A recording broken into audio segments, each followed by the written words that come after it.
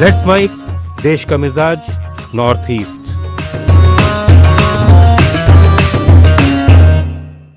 Let's mic देश का मिजाज और खबरें उत्तर पूर्व भारत से। केंद्र सरकार ने सिक्किम में सभी टेलीकॉम सेवाओं में नेपाली भाषा को अनिवार्य कर दिया है। संचार मंत्रालय के टेलीकॉम विभाग ने आदेश दिया है कि टेलीकॉम कंपनियों को कस्टमर केयर, एसएमएस अलर्ट और वॉइस रिस्पांस सिस्टम में नेपाली भाषा शामिल करनी होगी।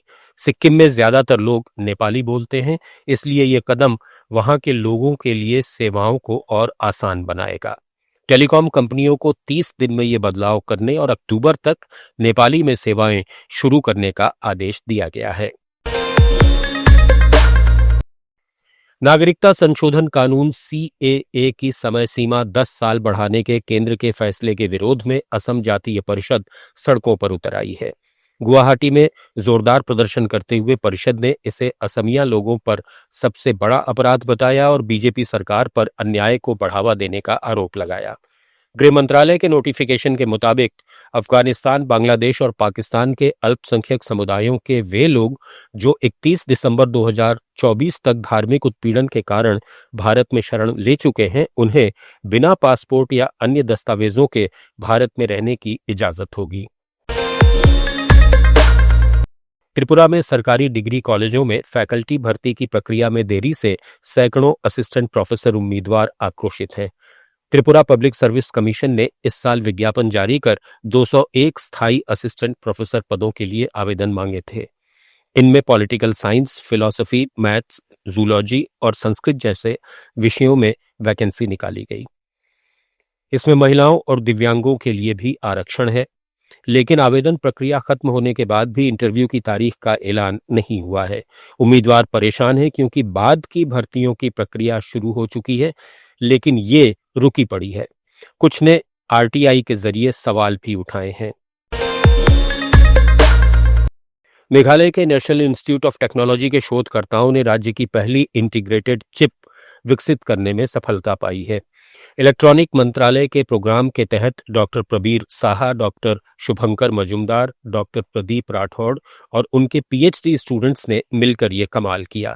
इस चिप को 180 नैनोमीटर प्रोसेस से बनाया गया है, जो खेती में सिंचाई और टेंसीमीटर का सटीक कंट्रोल बताएगा। अरुणाचल क्रिश्चियन फोरम ने Arunachal Pradesh freedom of religion act 1978 के नियमों की समीक्षा के लिए बनी हाई पावर कमेटी की बैठक में शामिल नहीं होने का ऐलान किया है। फोरम का कहना है कि ये एक्ट उनके मौलिक अधिकारों का हनन करता है। कमेटी में उनकी भागीदारी भी कम है, जिसमें ज्यादातर बीजेपी विधायक हैं। उन्होंने ईटानगर में मुख्यमंत्री पेमा खांडू को ज्ञापन सौंपा, जिसके बाद सीएम ने तुरंत बैठक टालने का आदेश दिया।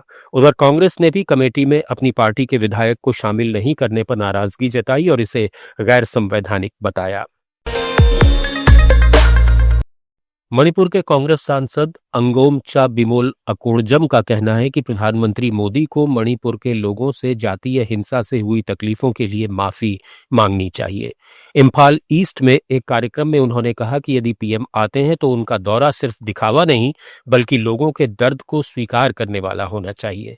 खबरें हैं कि पीएम 12 सितंबर को मिजोरम दौरे के साथ मणिपुर भी आ सकते हैं, लेकिन अभी इसकी आधिकारिक पुष्टि नहीं हुई है। मिजोरम की मुख्य विपक्षी पार्टी मिजो नेशनल फ्रंट ने अपने सीनियर वाइस प्रेसिडेंट और पूर्व मंत्री आर लालथंगलियाना को दंपा विधानसभा उपचुनाव के लिए उम्मीदवार घोषित किया है। ममित जिले की दंपा सीट मौजूदा एमएनएफ विधायक लालरिंत लुंगासेलो के 21 जुलाई के निधन के बाद खाली हुई थी। चुनाव आयोग ने अभी उपचुनाव की तारीख का ऐलान नहीं किया है। सत्ताधारी जेडपीएम ने अपने उम्मीदवार के तौर पर गायक वनलाल सेलोवा को चुना है, जबकि बीजेपी और कांग्रेस ने अभी अपने उम्मीदवारों की घोषणा नहीं की है। देश का मिजाज में फिलहाल इतना ही। जुड़े रहिए लेट्स माइक के साथ। आप सुन रहे थे let's mic more than radio.